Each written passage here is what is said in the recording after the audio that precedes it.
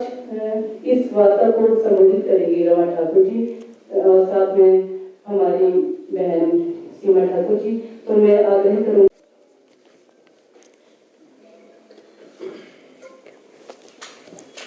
आप सभी का धन्यवाद। नहीं किया जाना चाहिए घटना। देखिए, जहां पर ये घटना घटित हुई बस स्टैंड एक कराई जाती है और फिर आम जनता के द्वारा ही जो है वो पुलिस तक सूचना जाती है और उसके बाद सूचना आती, उसके बाद पुलिस आती है। तो इसी हाँ जी संजू,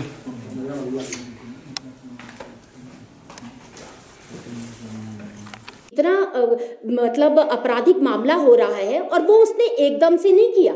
10 से 12 बार उस लड़की पर वार करना, और वो कितना समय उस अपराध को करता रहा होगा उस लड़की।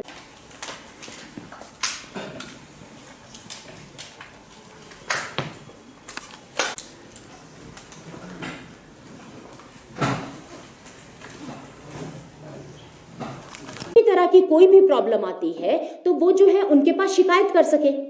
तो इनका जो व्यवस्था है। सभी को नमस्कार। मैं आशा शर्मा, प्रदेश महिला मोर्चा। कार्रवाई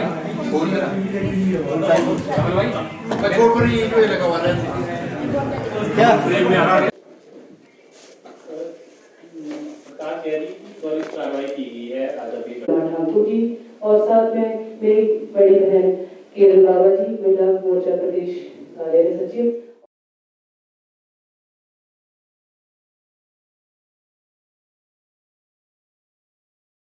का आज की इस प्रेस वार्ता में मैं हार्दिक स्वागत करती हूं, अभिनंदन करती हूं।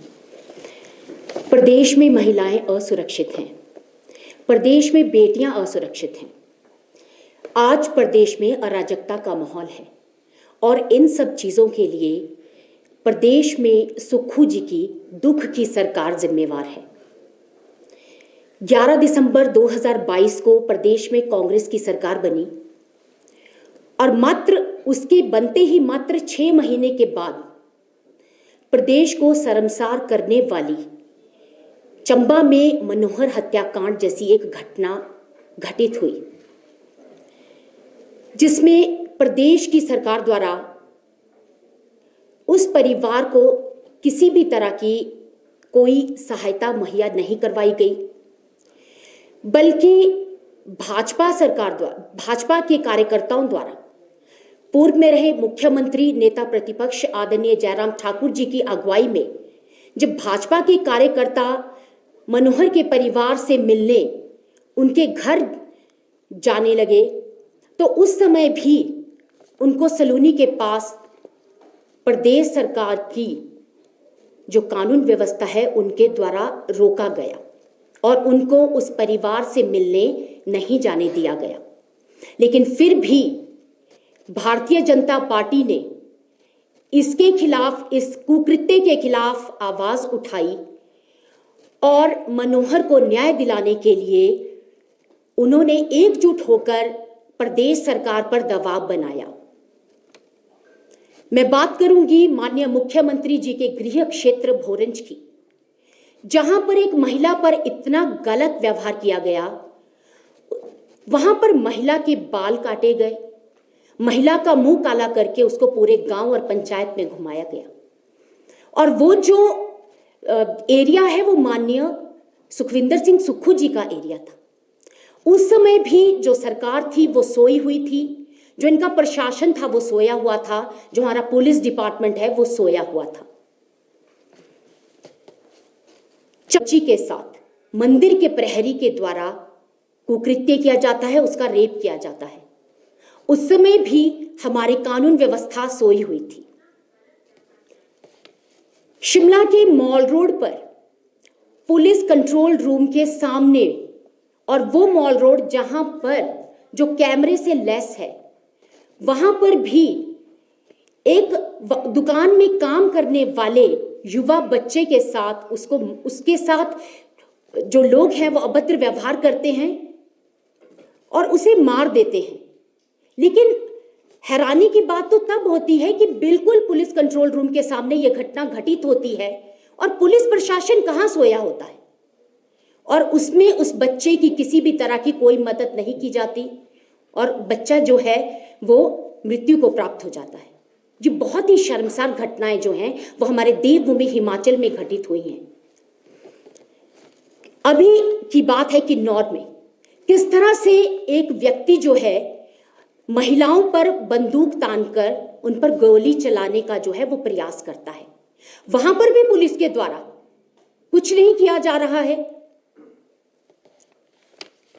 सुलह विधानसभा क्षेत्र के गदिहाड़ में 50 वर्षीय महिला का मर्डर कर दिया जाता है और उसको जो है वो मुर्गों के पंखों के नीचे उसकी लाश दबा दी जाती है और उसका पता तब चलता है जब खून के धब्बे जो हैं वो गांव के लोग, उसके परिवार के लोग आसपास देखते हैं।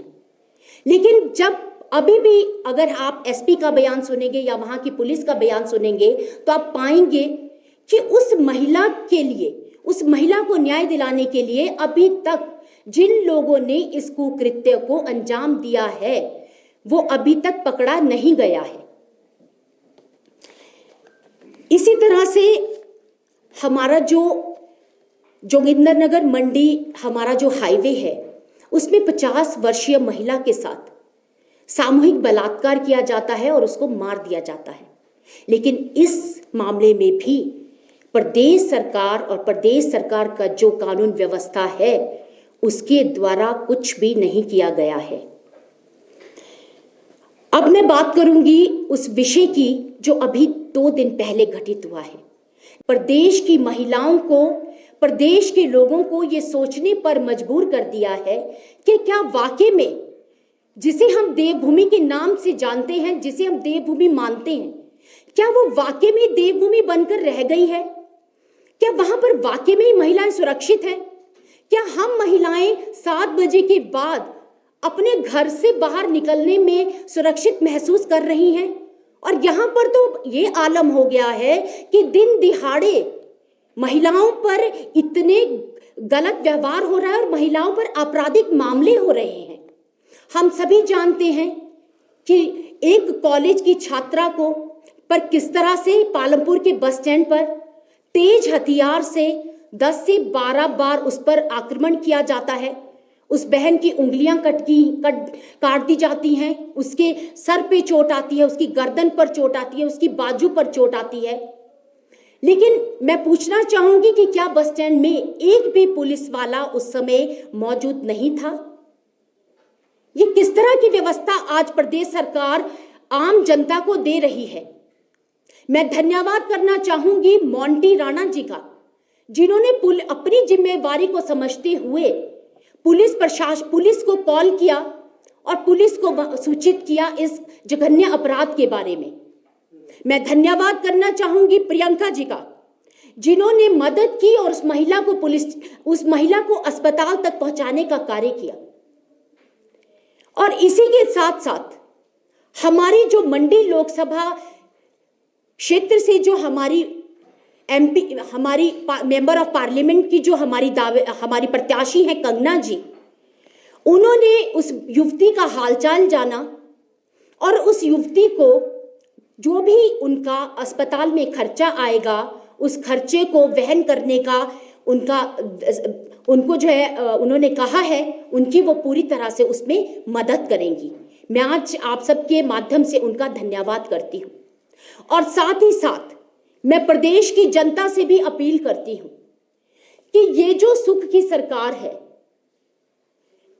जो हमें आज प्रदेश भर में जघन्य अपराध इस सरकार के चलते देखने पड़ रहे हैं और हम जिन अपराधों से गुजर रहे हैं और जो ये पुलिस प्रशासन सोया हुआ है, तो मित्रों हम सबको एक दूसरे की ही इसमें मदद करनी पड़ेगी, क्योंकि ये जो पुलिस प्रशासन सोया है, ये सरकार सोई है, ये हमारी नहीं सुनेगी, ये आम जनता की नहीं सुनेगी। इसमें हम सबको मिलकर एक दूसरे की मदद करनी है। जैसे पालमपुर में ये जो है उदाहरण हमारे पास आया, जिसमें मोंटी राणा जी ने पुलिस को फोन किया, प्रियंका जी ने उनको हॉस्पिटल पहुंचाने में मदद की, क्योंकि प्रशासन तो सोया हुआ है।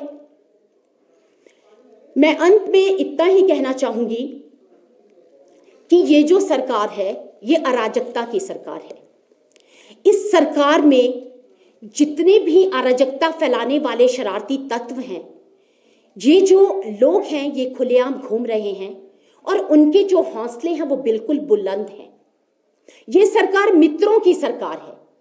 ये सरकार मात्र उन्हीं को ही फायदा दिलाने में लगी है और ये सरकार सत्ता सुख भोगने आई है। ये सरकार केवल अपना समय निकाल रही है और इनका जो पूरा का वो है वो सिर्फ अपने लोगों को फायदा पहुंचाना और अपने लिए किस तरह से अच्छा खुद के लिए किस तरह से लग्जरी ढूंढी जाए, ये उसमें जुटी हैं। प्रदेश में जनता है वो त्रस्त है, ये हम सभी जानते हैं। वो किसी भी मामले में आप देख लीजिए। तो मेरा जनता से यही आग्रह रहेगा कि आप सब एक दूसरे के लिए स्वयं खड़े होइए, स्वयं लड़िए और एक दूसरे की स्वयं सहायता कीजिए। धन्यवाद।